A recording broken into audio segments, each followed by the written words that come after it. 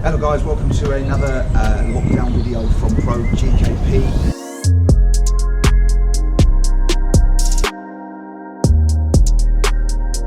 This time we're going to look at different rotations and movements of the feet that you can include.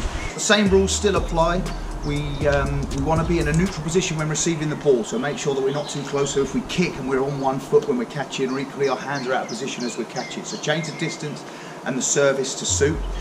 Use both hands and both feet when you're serving.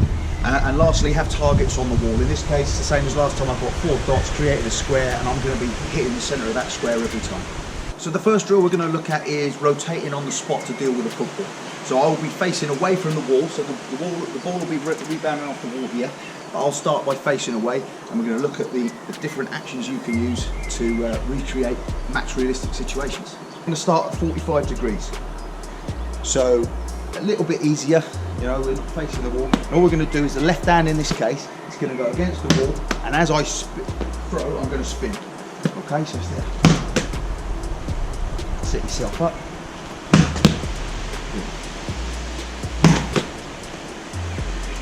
So as you've seen there, I'm actually looking at the target. So I'm aiming here, and that's where I'm looking. Progression from that would be, I am now going to look away from the target. So very much like in games, match realistic situations, we have to track the ball, track the movement, look at the situation in front of us before the actual strike. So in this case, I'm starting at 45 degrees, and I'm going to face into the distance. I'm going to deliver the ball and then change my stance and adjust to the ball.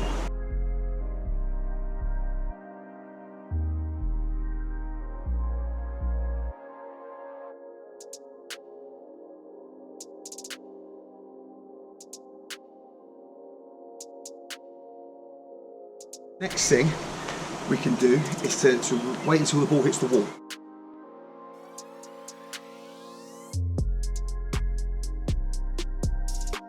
I'm now going to start side onto the wall. So now I've got to turn a little bit further. I'm going to have to do it a little bit quicker and be a bit more accurate with my feet to get them level as I'm dealing with the ball. So always try and visualise the realistic situations you face that would require these movements. So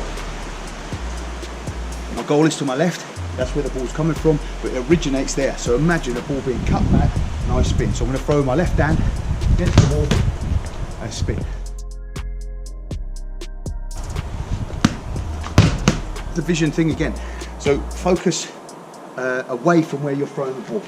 Okay, and really work on seeing that target out the corner of your eye. If it's too difficult by facing too far away, just bring it in slightly. So my feet are going to be side on. So I've still got the full rotation to do, but I'm now going to be focused there so I can see the target. So,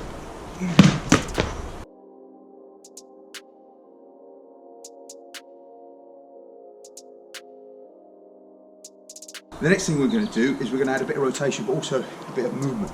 Now in this case, because I've got such a tight area, I can only really move back away. I haven't got space to step towards the ball. So what I'm going to do is imagine that the lines there are drawn close. So I'm going to start close to the wall, but as I throw, I'm going to look to drop off and give myself space.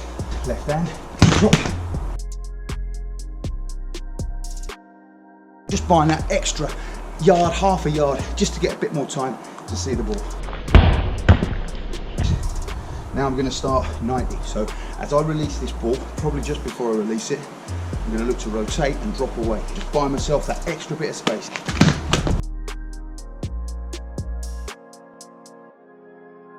I want to try and visualise the situations in games where we would use these actions. So, for example, I'm going to start a little bit away from the centre. So I'm a little bit away. Now you imagine the goal's behind me, the ball's out wide, it's crossed in. First contact is going to be in the front half of the goal, so the near post. So my movement would have to be across to protect that near half of the goal. Cross is coming in. Just working on getting those feet round and squared up. And of course now I can change my distance, so we want to be in a positive position to deal with the cross. So now he's there, come on, back off. We talked about the cross to the near post, we're covering the near half of the goal. Now imagine it going to the far post. So imagine the cross is coming in and I've got to flatten off and make the save. Good, so you notice my right foot drops in.